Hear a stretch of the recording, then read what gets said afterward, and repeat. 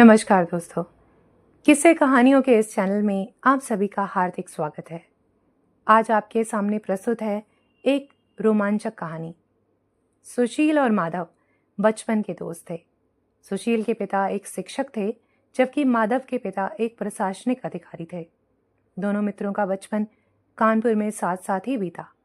माधव के पिता का तबादला एक शहर से दूसरे शहर में होता रहता, परंतु माधव की पढ़ाई में खलल न पड़े, इस कारण माधव के पिता माधव की माँ और उसे कानपुर में ही छोड़कर नए शहर में अस्थायी मकान लेकर रहते। परंतु अपनी गर्मी की छुट्टियों में माधव नए शहर में छुट्टियां मनाने अपने पिता के पास जाता।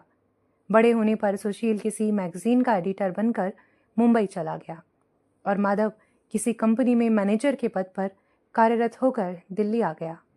दोनों मित्र फोन के माध्यम से जुड़े रहते। एक बार सुशील को किसी काम से कुछ लंबे समय के लिए दिल्ली आना पड़ा, तो वह माधव के पास रुक गया। माधव ने भी छुट्टी लेकर सुशील के साथ नैनीताल घूमने का प्रोग्राम बनाया। माधव ने बताया कि उसके पिता 2-3 सालों के लिए नैनीताल में तैनात थे, तब वह गर्मी की छुट्टियों में नैनीताल आया करता।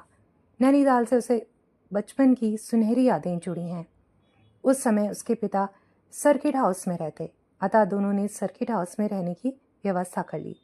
पर 1-2 दिन में सुशील ने देखा कि माधव कुछ घबराया सा, डरा सा रहने लगा है।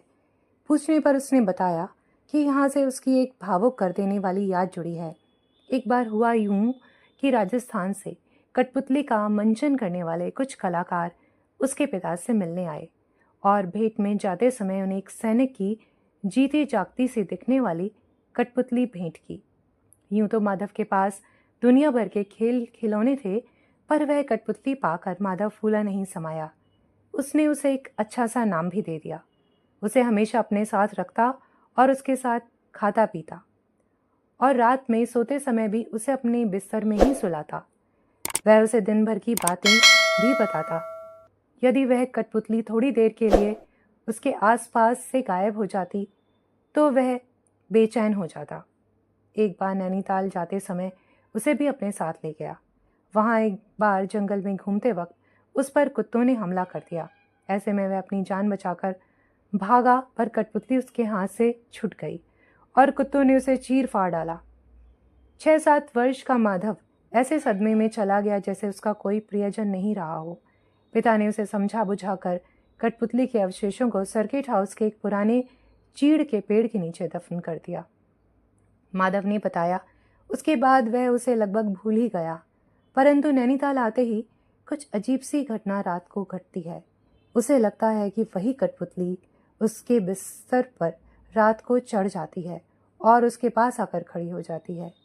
सुनकर सुशील ने कहा, यह जरूर तुम्हारा भ्रम होगा। माधव ने भी आधे हामी में सर हिलाया। उस रात लगभग 12 बजे माधव ने सुशील को घबराकर उठाया और कहा कि अभी अभी वह कठपुतली उसके बिस्तर पर चल रही थी। जब सुशील यह देखने उसके कमरे में पहुंचा तो वहां फर्श पर मिट्टी के पैर के छोटे छोटे निशान बने थे। इस रहस्य का पर्दाफाश करने के लिए अगले दिन उन्होंने उस चीड़ के पेड़ के नीचे पहुंचकर खुदाई शुरू कर दी।